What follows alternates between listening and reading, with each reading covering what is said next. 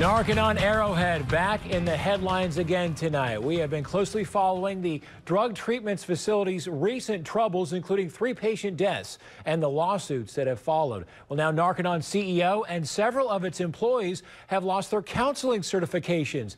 New at 10 News 9's Heather Hope has reaction from an attorney familiar with Narconon. And Heather, he says this doesn't surprise him at all.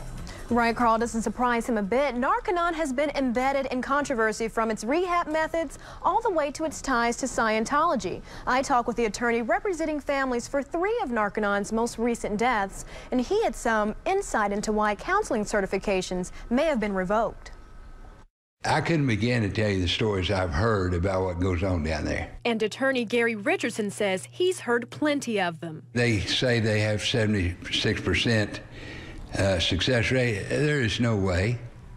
And when you get into the way they calculate that, then you understand how ridiculous it is. Richardson represents families of Narconon's 3 most recent deaths.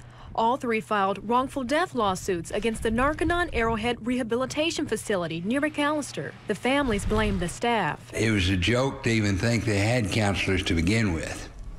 So when I started seeing that their certifications were being pulled, it wasn't a surprise at all. The National Association for Forensic Counselors says drug counseling certifications for Narconon CEO Gary Smith and several employees were all revoked earlier this month. While the association won't give details, Richardson says he was told Smith did not report the 3 deaths. He lied about education and background information for some employees, and he says there were not nearly as many staff members as Smith claimed. And what they have are students that went to bed one night as a student and woke up the next morning as a staff member.